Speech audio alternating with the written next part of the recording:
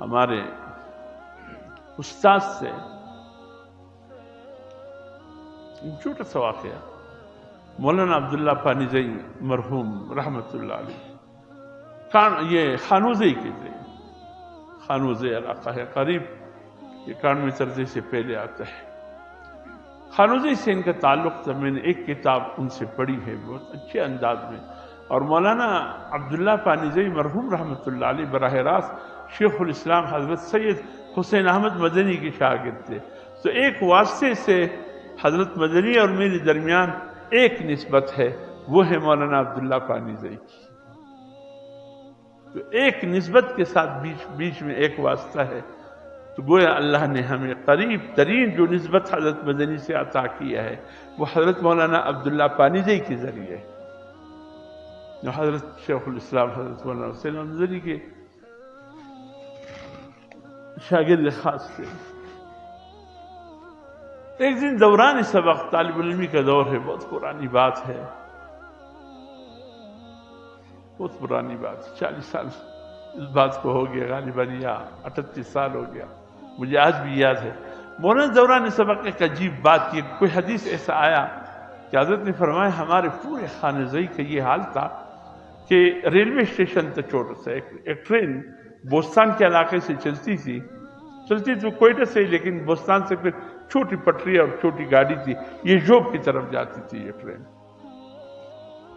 لیکن پٹری بوستان کے علاقے سے تبدیل ہو کر یہیں سے پھر جاتی تھی، بوستان جنکشن تھا۔ حضرت فرماتے ہیں کہ خانوزئی ریلوے اسٹیشن تھا، تو یہاں لاہور کا کوئی شخص تھا جو اس اسٹیشن کا ریلوے ماسٹر بولتے ہیں، اسٹیشن ماسٹر جو اس خانوزئی اسٹیشن کا تھا، یہ لاہور کا کوئی بندہ تھا، وہ اسٹیشن ماسٹر تھا۔ اس خطے کے، ہمارے پشین ایریا کے، کربلا کے، حرمزئی کے، یا اس خطے کے بہت بڑی تعداد میں لوگ ہندوستان میں کاروبار کے لیے آنا جانا ہوتا تھا۔ ابھی بھی بہت سے لوگ موجود ہیں ہندوستان کے مختلف خطوں میں جو ہمارے بلوچستان سے تعلق ہے، یا کاروبار کر رہے ہیں، یا جو لگے ہیں۔ تو فرماتے ہیں ہمارے خانوزئی کے شہر میں یا خانوزئی بستی میں کسی کا خط آیا انڈیا سے، کوئی یہ تھا نوجوان، عرصہ دراز کے بعد ایک خط بھیجا،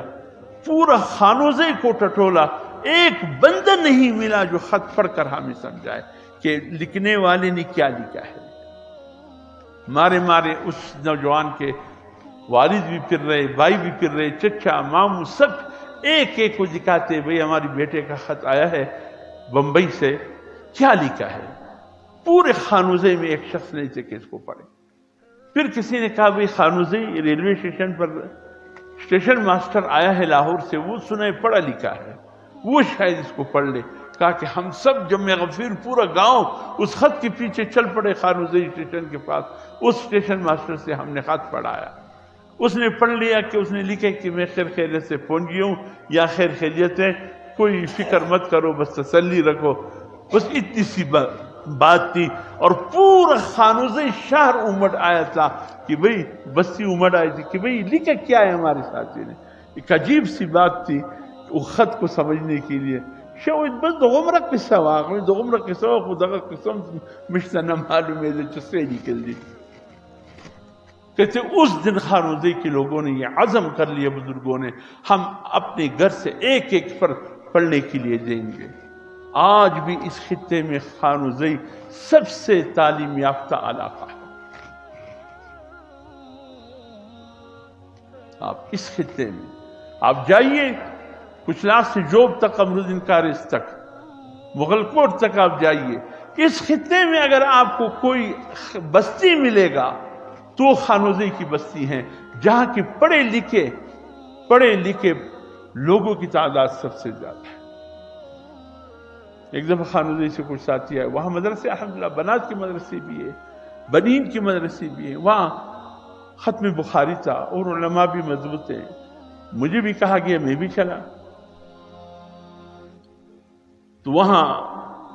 ماشاءاللہ لوگوں میں جو دین کا شوق اور ذوق میں نے دیکھا،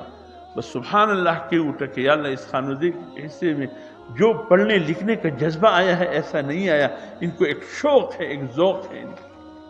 مجھے بتایا گیا کہ صبح سویرے 9 بجے کے وقت سے گھر کے تمام خواتین اپنا گھر کے کام مکمل کر کے سب آ چکی ہیں ایک بہت بڑے مقام کی طرف، وہاں اسپیکروں کا نظام تھا، براہ راست آوازیں جا رہی اور 500 کے قریب خواتین تھے، اور تقریباً کسی نہ کسی حصے میں وہ علم دین حاصل کر چکے تھے، اور بہت بڑی تعداد عالمات کی تھی۔ ایک شوق اور ذوق اس خطے کا ہم نے دیکھا۔ علم میں خواتین کا کیا کردار، ادب میں خواتین کا کیا کردار، اس حوالے سے میرا موضوع تھا اور بات کی میں نے، لیکن اس وقت میں نے جو ذوق شوق دیکھا، دل بے ساختہ اٹھا کہ واقعی اس خطے کو اللہ نے ایسا ہی نہیں نوازا۔